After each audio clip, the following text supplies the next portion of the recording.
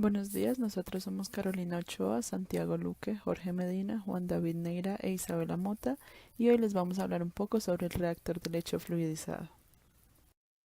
El fenómeno de la fluidización se da a partir del flujo de un fluido, bien sea líquido, gas o ambos, a través de un lecho compuesto por partículas sólidas, donde a medida que el flujo se incrementa, las partículas son elevadas levemente y dejan de estar en permanente contacto unas con otras, logrando un efecto final de mezcla donde se favorece el contacto entre las fases presentes, generando en el sistema reaccionante alta conversión y eficiencia.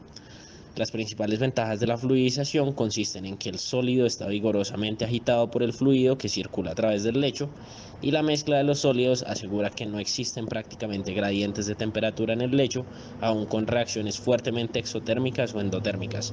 El movimiento de los sólidos también da lugar a elevadas velocidades de transmisión de calor hacia la pared o los tubos de refrigeración sumergidos en el lecho. Además de esto, debido al comportamiento fluidizado de las partículas sólidas, los reactores del lecho fluidizado presentan un mezclado más uniforme que el reactor de lecho fijo. Los gradientes de concentración axial y radial se disminuyen, permitiendo un mejor contacto entre líquido y sólido, mejorando la eficiencia en los procesos de degradación.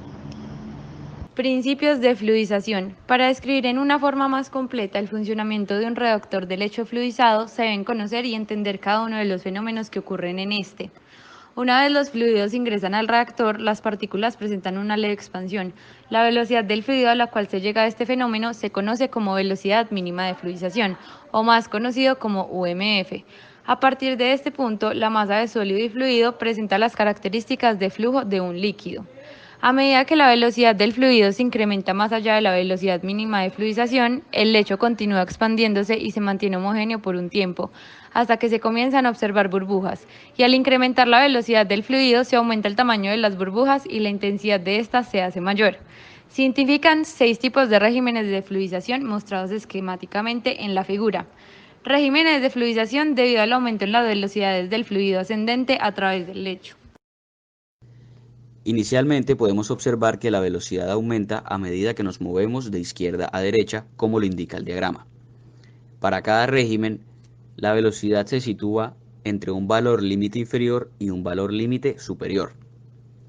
Ahora, la velocidad del fluido tiene una gran influencia sobre el comportamiento del lecho, sobre las burbujas y sobre sus características. En el régimen A, el intervalo de velocidades es de 0 hasta un U sub mf, que es la velocidad en condiciones mínimas de fluidización, y se observa un comportamiento del lecho fijo. Este valor de U sub mf depende del diámetro de partícula, densidad y viscosidad del fluido y de la densidad del sólido. Para el régimen B, el rango de velocidades varía entre ese U sub mf que mencionamos anteriormente y U sub mb, que es la velocidad en condiciones mínimas de burbuja. Se dice que se observa un comportamiento de fluidización, pero solo de partículas. El lecho se expande ligeramente y lo hace de manera homogénea. En el régimen C, el intervalo de velocidades varía entre UMB y UMS3 y se observa la fluidización como tal, en donde se generan vacíos cerca del distribuidor de fluidos. Aquí la superficie está bien definida y solo se ve afectada por la aparición de burbujas. En el régimen D, el intervalo de velocidades varía entre UMS y UK4 y se observa la fluidización slugging. En este régimen se presentan vacíos a través de la columna y a medida que alcanza la superficie se puede observar cómo grandes burbujas se rompen.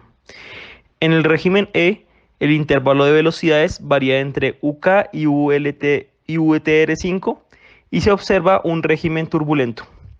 Por último, en el régimen F, las velocidades varían entre UTR y U6 y se conoce como fluidización rápida, donde ya no se identifica una superficie superior del lecho. Las partículas son transportadas fuera del reactor y deben ser reemplazadas para mantener un estado estable con respecto a los sólidos en el reactor. La fluidización depende principalmente del tamaño y densidad de las partículas. Además, cuenta con características como la rigurosidad, temperatura y humedad de estas.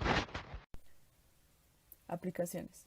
Los comienzos del uso de reactor de leche fluidizado se remontan al año 1926, donde fueron utilizados en el cracking catalítico del gas oil a gasolina. Desde la década de 1980, estos reactores son empleados en gran número de aplicaciones que llevan hasta reacciones de oxidación en la industria química. Los reactores de lecho fluidizado se aplican en procesos catalíticos y no catalíticos.